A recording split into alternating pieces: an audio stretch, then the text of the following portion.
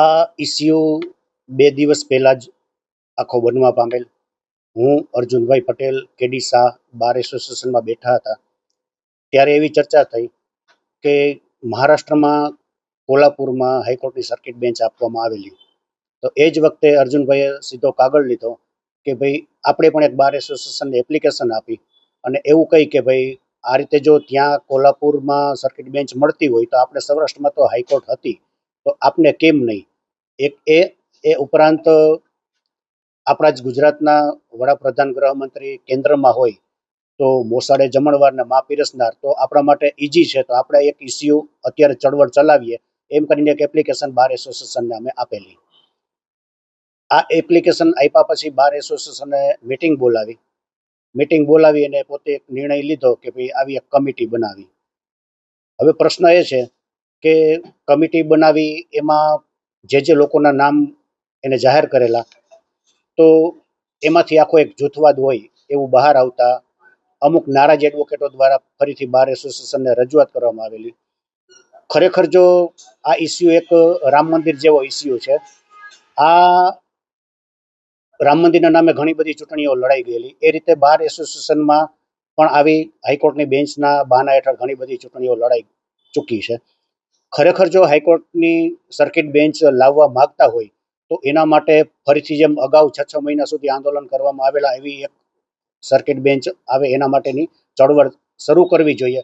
અને એ માત્ર કોઈ જૂથવાદેમાં નહીં, સૌરાષ્ટ્રની જનતા, સૌરાષ્ટ્રના એડવોકેટો, આજુબાજુના તમામ લોકોને, ઉદ્યોગપતિને બધાને એક સમાન ન્યાય મળી રહે એવા હેતુથી જો આ ચળવળ ચલાવવામાં આવે. કારણ કે આમાં માત્ર જૂથવાદ નહીં ચાલે. દરેક સિનિયર એડવોકેટો અને સિનિયર એડવોકેટની સાથે જે ખરેખર બાર પ્રત્યે હિત ધરાવે છે અને જેના માનસમાં કંઈક બાર માટે કરી છૂટવાની ભાવના છે એવા લોકોનો પણ ભેગો સમાવેશ કરવો જોઈએ. અને એથી વિશેષ કંઈ પણ નિર્ણય લેતા પહેલા બાર એસોસિએશનના તમામ સિનિયરોને બોલાવી અને પહેલા વિચાર વિમર્શ કરવો જોઈએ, પહેલા કોઈ નિર્ણય ન લેવો જોઈએ. આની અંદર જે એપ્લિકેશન આપનાર છે અર્જુનભાઈ પટેલ છે, પછી સિનિયરોમાં કિશોરભાઈ સખિયા છે, એનજે પટેલ છે, અનિલભાઈ દેસાઈ છે, કમલેશભાઈ શાહ છે, ભગીરથભાઈ ડોડિયા, મેહુલભાઈ મહેતા, જીએલ રામાણી, ઘણા બધા સિનિયરો છે કે જે અગાઉ બાર માટે કામ પણ કરી ચૂક્યા છે અને કામ કરવા તત્પર પણ છે. તો આ રીતે કોઈ ભવિષ્યમાં બીસીજીની ઇલેક્શનને અનુલક્ષીને કોઈ નિર્ણયો ન લેવા જોઈએ.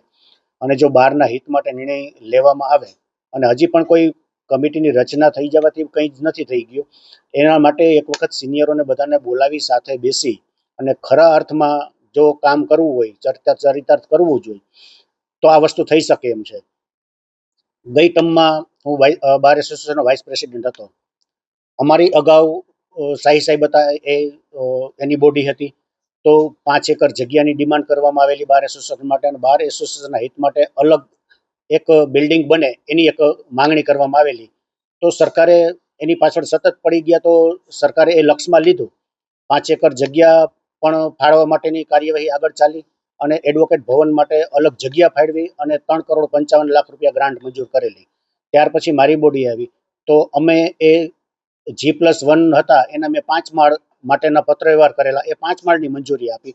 અને જે 5 એકર જગ્યા હતી એમાં 1% રકમ ભરવા માટે કલેક્ટરનો આદેશ હતો, 4,21,000 રૂપિયા અમે ભર્યા.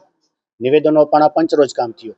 તો અમારા સમયમાં આટલી કામગીરી કરી એમાં અમને સફળતા મળી. તો એ બાર એસોસિએશનના હિતાર્થેની અમારી ભાવના હતી. તો એ વસ્તુ થઈ શકે તો આ વસ્તુ પણ થઈ શકે, પરંતુ એના પાછળની ભાવના છે એ શુદ્ધ હોવી જોઈએ. તો 100% છે આમાં. અત્યારે એ સમય જ્યારે અગાઉ ચળવળો ચાલેલી, આંદોલનો થયા, માંગણીઓ કરવામાં આવેલી, એ વખતનો સમય અને અત્યારનો સમય ઘણો બધો ફેર છે. એ વખતે જે કપરી પરિસ્થિતિ હતી એવી કપરી પરિસ્થિતિનો અત્યારે સામનો કરવો પડે એમ નથી. તો જો ખરેખર સૌરાષ્ટ્રને સર્કિટ બેન્ચ અપાવવા માટે જો લોકોને લડત ચાલુ કરવી હોય તો મને એવો ચોક્કસ હું કહી શકું કે આમાં 100% સફળતા મળશે અને ન્યાય પણ મળશે. પણ એના માટે થઈને કોઈ પણ વાદ વિવાદ પક્ષાપક્ષી વગર એકજૂથ થઈ અને કામગીરી કરવામાં આવે. સૌરાષ્ટ્રને જો સર્કિટ બેન્ચ આપવામાં આવે તો બેનિફિટ એ થાય, આમ ઉના લ્યો અને કચ્છ, તો આ બધા લોકોને, આખા સૌરાષ્ટ્રની જનતાને અમદાવાદ મુકામે જવું પડે છે. એટલે એક તો એક ટ્રાવેલિંગ, એ ખર્ચ, એ ઉપરાંત મેઇન ઉદ્યોગો, અહીંના જે લિટિગેશનો છે એ લિટિગેશનોમાં આ પાર્ટ અલગ થઈ જવાથી વહેલામાં વહેલી તકે એ મેટરનો છે એ ન્યાયિક નિર્ણય આવી શકે, દોડાદોડી ઘટી શકે, એક્સપેન્સ ઘટી શકે, આર્થિક, શારીરિક, માનસિક બધા જ પ્રકારે છે એ જે સમસ્યાઓ સૌરાષ્ટ્રની જનતાને થઈ છે એનું નિરાકરણ આવી શકે. ઘણા વર્ષોથી હું જોતો આવું છું કે વકીલોમાં જૂથવાદ કરવામાં આવે છે. એ જૂથવાદ શા માટે કરવામાં આવે છે કે કોઈ એક જૂથ છે એ પોતાની લાઈન લાંબી કરવા માટે અને પોતાનો ભવિષ્યની કોઈ નક્કર યોજના, ઇલેક્શન લક્ષી કે પછી બીસીજી હોય કે બીસીઆઈ હોય, આવામાં કોઈ પણ એક જૂથ છે એ પોતાને આગળ લઈ જવા માટે એ અન્ય જૂથને પાડી દેવાની ભાવના જે છે એ ભાવના દૂર કરવામાં આવે અને માત્ર ને માત્ર જો બહારના હિતાર્થે કોઈ પણ કામ કરવા માટે જો તત્પરતા દાખવે તો આ મારી દ્રષ્ટિએ છે એકજૂથ થઈ અને બધી જ વસ્તુ ભૂલી જઈને આમાં કામગીરી કરવી જોઈએ. સાંજ સમાચાર ફેસબુક પેજને લાઇક કરો, વિડીયો શેર કરો અને વધુ વિગતવાર સમાચાર માટે sanssamachar.net વિઝિટ કરો.